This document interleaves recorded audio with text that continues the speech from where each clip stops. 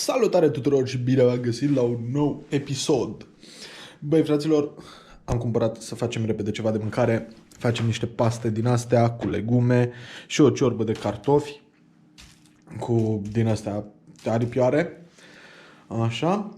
Și între timp ce o să facem mâncarea asta, o să vorbim despre Audiul de acasă pe care l-am vândut. Am văzut o grămadă de comentarii în care lumea m-a întrebat că ce am făcut cu acel Audi, cu cât l-am vândut, când l-am vândut, dacă îl mai am, dacă nu îl mai am, bla bla bla.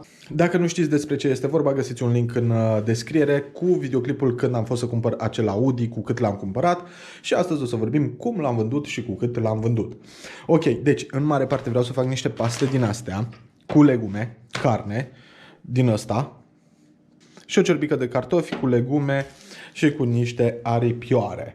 Înainte să ne apucăm de făcut mâncare și să povestim despre acel Audi, nu uitați să-mi dați și mie un follow pe contul meu de Instagram, Mihail Ștefan Vlog, găsiți link în descriere. Și dacă aveți mașini de vânzare, vă puteți înscrie în grupul de Facebook, Samsar Auto, găsiți link în descriere. Dacă vreți reduceri pe car vertical, la fel aveți 3 linkuri în descriere. Și dacă le accesați, o să primiți o reducere de 15% pentru fiecare raport pentru car vertical. Ok, imediat ne ducem la bucătărie să ne luăm ce ne trebuie și ne apucăm de mâncărică. Am terminat de făcut pastele. Mamă! Deci, nu știu dacă vă place, dar mie îmi place la nebunie cum arată și sunt și destul de gustoase.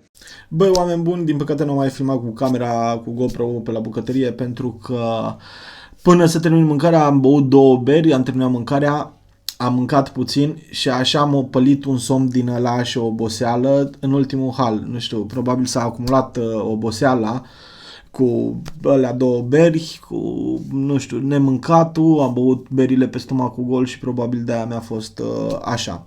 În fine, da, v-am spus că o să vorbim astăzi despre Audi A3 pe 8 2.0 TDI, motor BKB, pana mea.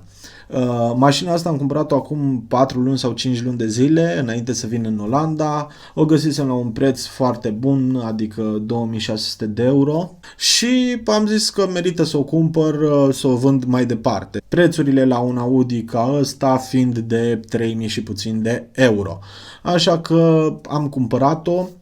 În cazul în care nu știți videoclipul ăsta, vă puteți uita, vă las un link în descriere. În videoclipul ăsta am filmat cum am fost după mașină, cum am cumpărat-o, cum am mers cu ea, cum am adus-o acasă și bla bla bla.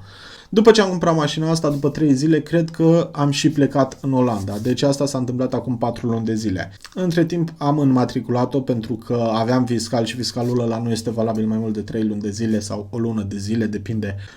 Am trecut-o pe numele meu, pe Hunedoara, și între timp am avut niște poze cu ea, am pus-o pe OLX la prețul de 350 de euro negociabil. Mașina s-a vândut aproximativ la o săptămână după ce am pus anunțul pe OLX. Am vândut-o la un băiat care mă știa și de pe YouTube. A văzut mașina, a văzut numerele și a dat seama că eu o vând. I-am vândut mașina, mi-a dat 3200 de euro pe ea, în condiția în care când vin în România să-i ofer fiscalul. Mașina momentan este pe numele meu.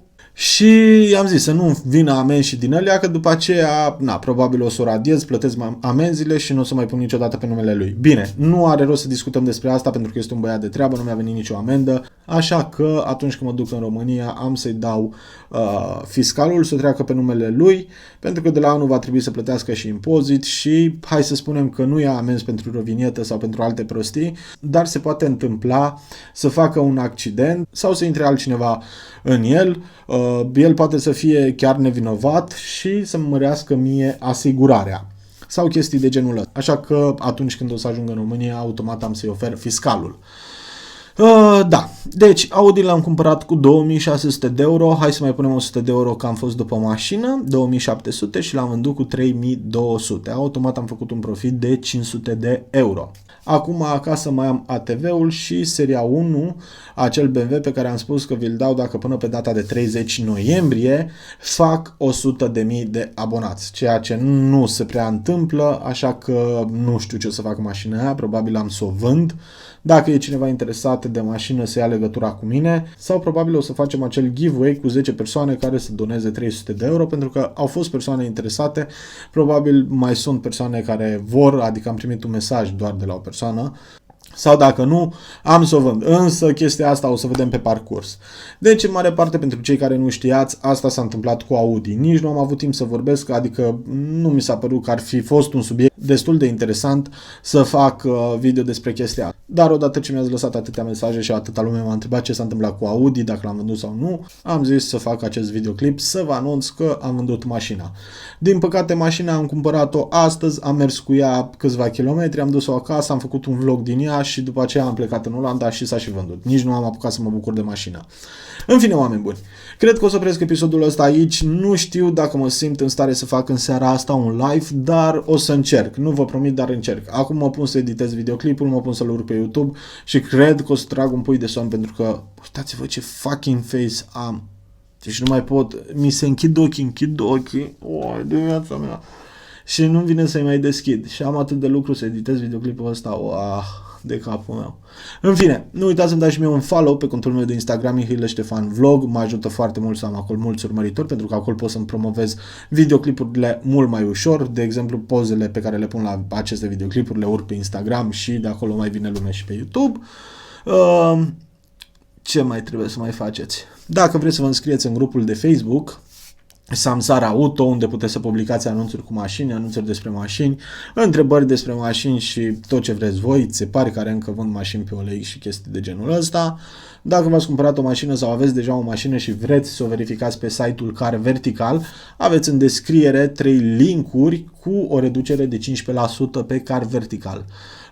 Toți banii pe care i-am făcut din Car Vertical îi am într-un cont, îi am pe contul din România și banii ăia am să-i folosesc la noua căsuță pe care o să o cumpăr când mă duc în România. Dar despre chestiile astea o să vorbim în alt episod. Deci nu uitați să dați un like dacă v-a plăcut videoclipul, dacă nu dați dislike și până data viitoare v-am pupat, bye!